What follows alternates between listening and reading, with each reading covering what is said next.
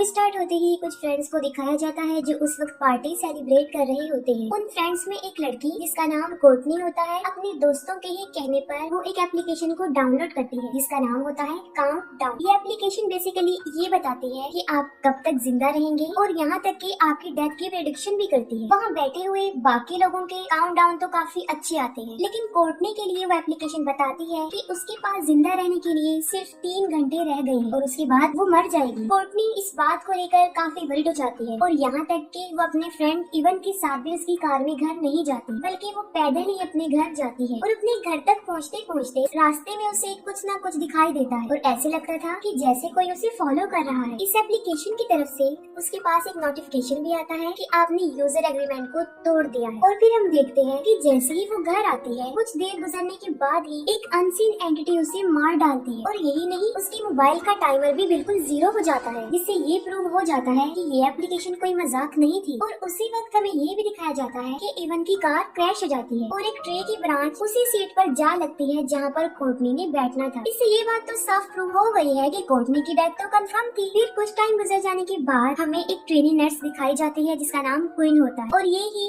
Movie की main character है। उस वक्त वो एक हॉस्पिटल में काम करती है और यही वो हॉस्पिटल था जहाँ पर इंजर्ड इवन भी था, इवन जो कि एक क्लोज जगह पर बैठा हुआ था। और वो क्वीन को भी इस एप्लीकेशन के बारे में बताता है कि उसने भी ये काउंटडाउन एप्लीकेशन डाउनलोड की थी और उसके पास जिंदगी के सिर्फ चंद घंटे ही बाकी रह गए हैं। लेकिन क्वीन उसे इन बातों पर बिलीव करने से मना करती है, जिस पर वो कहता है कि कोर्टनी के साथ भी वही हुआ जो इस एप्लीकेशन में लिखा हुआ था।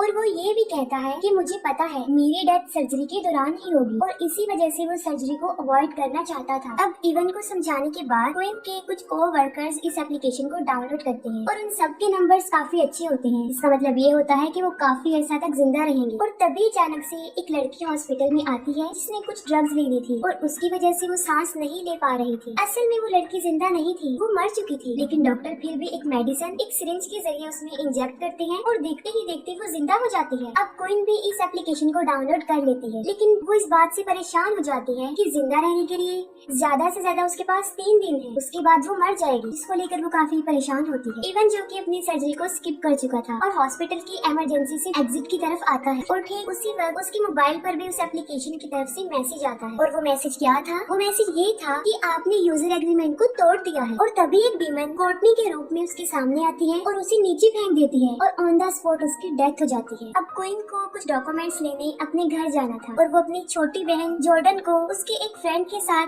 कबर्ड में बंद पाती है। असल में उन दोनों सिस्टर्स की ज्यादा बनती नहीं थी। नेक्स्ट डे क्वीन को ये पता चलता है कि इवन की डेथ हो गई है और फिर वो सीक्रेटली उसकी बॉडी और उसके सेल फोन को चेक करती है। तब उसे पता चलता है कि उसके मोबाइल का काउंटडाउन 0 हो चुका था और ठीक उसी वक्त इवन की डेथ हो गई थी। वो काफी परेशान नजर आती है और फिर उसके पास भी इस एप्लीकेशन से मैसेज आता है कि user agreement is broken. Queen इस एप्लीकेशन के बारे में डिटेल से चेक करती है। तब उसे ये पता चलता है कि बहुत सारे लोगों के साथ ऐसा हो चुका है, मतलब ये एप्लीकेशन बहुत सारे लोगों की जिंदगियों से खेल चुकी है। वो एक वीडियो भी देखती है जहाँ पर एक लड़की इस एप्लीकेशन के बारे में बता रही होती है और वीडियो के दौरान ही उसकी डेथ हो जाती है। इसके बाद वो कमेंट्स को रीड करती है जिस पर लोगों ने इसको फेक कहा था। तब वो थोड़ी रिलैक्स हो जाती है और ठीक उसी वक्त उसे वहाँ पर इवन का गोस्ट नजर आता है। वो काफी घबरा जाती है। जब वो देखती है तो वहाँ कोई नहीं होता। वो तंग आकर अपने मोबाइल को तोड़ देती है, लेकिन टूटने के बाद भी मोबाइल में टाइमर चलता रहता है। वो अपार्टमेंट से बाहर आकर अपनी गाड़ी में छुप जाती है और वहीं पर सो जाती है। तब सुबह उसे उसकी बहन जॉर्डन आकर उठाती है। जॉर्डन जब क्वीन का मोबाइल देखती है तब उसे भी इस एप्लीकेशन के बारे में पता चल जाता है। उन दोनों सिस्टर्स के दरमियान लड़ाई हो जाती है क्योंकि जॉर्डन अपनी सिस्टर क्वीन के साथ 1 दिन के लिए रहना चाहती थी, जिसकी वजह ये थी कि उसका ख्याल रखने के लिए एक ओल्ड लेडी को हायर किया था, लेकिन वो उनके साथ नहीं रहना चाहती थी, इसलिए वो क्वीन के साथ रहने पर इंसिस्ट करती है। लेकिन क्वीन इस एप्लीकेशन को लेकर काफी डरी होती है और वो किसी सूरत में उसे अपने साथ रखने पर एग्री नहीं होती और जाते जाते वो क्वीन को कहती है कि मैं भी इस एप्लीकेशन को डाउनलोड करूंगी। क्वीन बहुत ज्यादा पैनिक हो जाती है और वो एक शॉप में जाकर एक नया सेल फोन परचेज करती है। लेकिन यहाँ पर हैरत की बात ये है कि उस न्यू मोबाइल में खुद ब खुद ये एप्लीकेशन डाउनलोड हो जाती है। कार के अंदर एक डिमोनिक एंटिटी उस पर अटैक करती है और इस दौरान उससे एक एक्सीडेंट भी हो जाता है और वो कार से बाहर आकर काफी डर जाती है। और वहीं पर उसे एक लड़का मैट मिलता है जिस मोबाइल में भी सेम एप्लीकेशन डाउनलोड थी और उसके पास भी बहुत कम वक्त बचा था। वो दोनों एक बार में जाते हैं और इस एप्लीकेशन के यूजर एग्रीमेंट को पढ़ने के लिए एक ड्रंकर के मोबाइल में वो इस एप्लीकेशन को इंस्टॉल करते हैं। और ये एप्लीकेशन ये भी बता देती है कि पार्टिकुलर पर्सन ने कहाँ पर मरना है, यानी उसकी लोकेशन क्या होगी। लेकिन जितने लोग भी मरे उन सब ने यूजर एग्रीमेंट को तोड़ दिया क्योंकि उन्होंने इस बात पर ज्यादा ध्यान नहीं दिया। दूसरी तरफ मैट को वॉशरूम में उसके छोटे भाई का डिमोनिक रूप नजर आता है जो कि उस पर अटैक कर देता है, लेकिन फिर भी वो बच जाता है। इसके बाद वो दोनों एक फादर के पास जाते हैं और फादर उन्हें बताते हैं कि इस एप्लीकेशन का कोड उनकी हेल्प कर सकता है कि आखिर ये बला है क्या चीज। फादर डीमन का नाम सुनते ही काफी एक्साइटेड हो जाते हैं और एंशिएंट टाइम में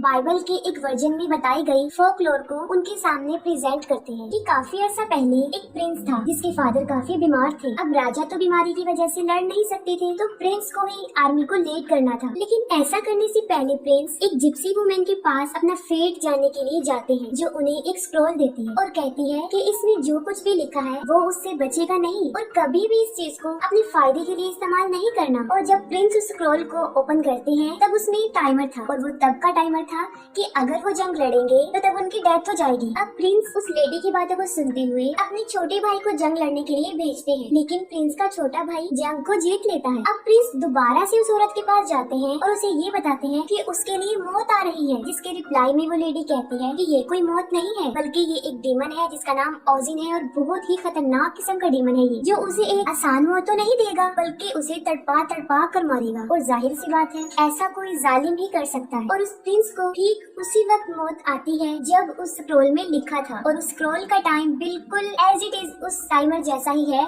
जो उस ऐप में था। तो अब हम ये कह सकते हैं कि ये ऐप उस फोकलोर का एक मॉडर्न वर्जन था और ये कहाँ से आया, किसने इसको स्टार्ट किया, किसने बनाया, इसके बारे में कुछ भी नहीं पता चला। अब वो दोनों उस मोबाइल शॉप ऑनर के पास जाते हैं जहाँ से क्वीन ने मोबाइल परचेज किया था और वो उसे कहते हैं कि वो उनके लिए इस ऐप को हैक करेगा और लालच में आकर वो इस बात के लिए एग्री हो जाता है। और ये ऐप कोई छोटी मोटी ऐप नहीं थी बल्कि 60 GB की ऐप थी जिसको देखकर वो हैरान हो जाते हैं कि एक सिंपल सा टाइमर ऐप इतना बड़ा और इतना कॉम्प्लिकेटेड कैसे हो सकता है। वो उसके कोड को भी क्रैक करता है। वहाँ पर कुछ लिखा होता है और क्वीन उसकी पिक्चर बना लेती है। इसके अलावा वहाँ पर बहुत सारे यूजर्स थे जिनकी लाइफ का टाइम चल रहा था और वहाँ पर स्पेसिफिक नाम जॉर्डन का भी होता है, जिससे ये बात क्लियर थी कि उसने भी इस ऐप को डाउनलोड कर लिया है और उसकी जिंदगी के घंटे महीने कोई ज्यादा बड़े नहीं थे बल्कि क्वीन के आसपास ही थे। अब वो ऑनर इस ऐप के कोड को चेंज करके खुद का, क्वीन का, जॉर्डन और मैट चारों का एज टाइम बढ़ा देता है और वो ये सोचते हैं कि अब सब नॉर्मल हो गया है, लेकिन ऐसा कुछ भी नहीं था। लेट नाइट हम देखते हैं कि क्वीन और मैट अभी भी साथ ही होते हैं। वो आपस में बातें कर रहे होते हैं। आधी रात को जब क्वीन की आंख खुलती है तब वो देखती है कि मैट ने उसके ऊपर हाथ रखा हुआ है और तभी मैट तो बाहर से अंदर आता है। तो फिर वो किसका हाथ था? और तभी साथ लेटा हुआ डीमन उस पर अटैक कर देता है। उनके मोबाइल्स में उनके लाइफ टाइमर एक बार फिर से अपडेट हो जाते हैं, जिसको लेकर वो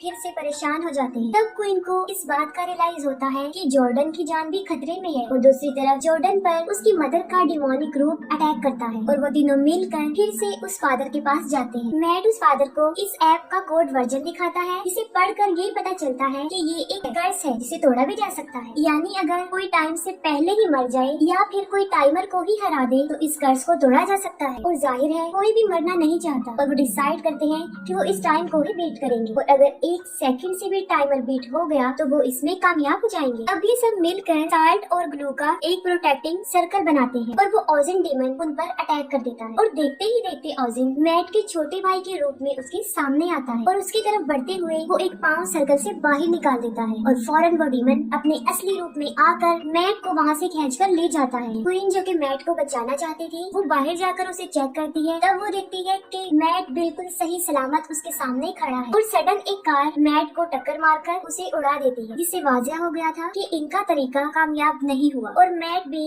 मौके पर ही मर जाता है। क्वीन जॉर्डन को लेकर उसी हॉस्पिटल में जाती है जहाँ पर उसे बाकी नर्सेज से ये पता चलता है कि डॉक्टर ने उनको अब्यूज करने की कोशिश की है। क्वीन ये सोचती है कि वो डॉक्टर सेल्विन को मारकर उसकी 57 इयर्स की लाइफ को ले सकती है। क्वीन एक के बहाने से डॉक्टर को एक बेसमेंट में बुलाती है और अभी वो डॉक्टर को मारने ही वाली होती है तब वो डीमन ओजिन वहाँ आकर डॉक्टर को बचा लेता है। वे टाइम से पहले कोई भी मारा नहीं जा सकता। अब एक तरफ तो डीमन ओजिन जॉर्डन को ढूंढ लेता है और उसे मारने की कोशिश करता है। डीमन ओजिन बस जॉर्डन को मारने ही वाला होता है तभी क्वीन एक ड्रग लेकर उसके सामने आ जाती है और वो कहती है कि वो खुद को मार डालेगी अगर उसने उसकी बहन को मारा तो। डीमन ओजिन अब उनकी माँ का रूप लेकर उसे रोकने की काफी कोशिश करता है कि वो ऐसा ना करे, लेकिन क्वीन जिसे साफ पता था कि वो डीमन ही है, उसकी एक भी नहीं सुनती और उस ड्रग वाले इंजेक्शन को खुद को लगा लेती है, जिससे वो बेहोश हो जाती है और देखते ही देखते मर जाती है। और इसके साथ ही ओजिन भी खत्म हो जाता है। जॉर्डन अपनी बहन को मरा हुआ देखकर काफी रोती है। तभी वो उसकी बाजू पर देखती है नार्कन वर्ड लिखा हुआ देखती है और वहीं पर एक इंजेक्शन जो मेडिसिन थी, और जैसे ही वो उसे क्वीन की बाजू पर लगा देती है, देखते ही देखते वो जिंदा हो जाती है। बिल्कुल वैसा ही होता है जैसा मूवी के स्टार्ट में उस लड़की के साथ हुआ था, और दोनों के ही टाइमर रुक जाते हैं, जिससे ये प्रूव हो जाता है कि वो अपने इस प्लान में कामयाब हो गई है और वो कर्स उन दोनों के ऊपर से खत्म हो गया है। क्वीन के मोबाइल में एक नोटिफिकेशन आता है कि काउंटडाउन 2.0 उसके मोबाइल में इंस्टॉल हो गया है, जिससे ये वाजिया था कि अब डीमन ने भी खुद को अपडेट कर लिया है और उनके साथ शायद फिर से कुछ न हो सकता है। उसी रात को शॉप के ऑनर को उसकी फ्रेंड के साथ बैठा हुआ देखते हैं और जैसे ही वो वॉशरूम में जाती है वो उसका मोबाइल चेक करता है और वहाँ पर काउंटडाउन ऐप की तरफ से एक मैसेज आता है जो सबके पास आता था कि आपने यूजर एग्रीमेंट को तोड़ दिया है, और वो क्या था, इस ऐप को हैक करना। और तभी सारे रेस्टोरेंट्स की लाइफ ऑफ हो जाती है और वो डीमन उससे भी मार डालता है और इसी के साथ मूवी एंड हो जाती है।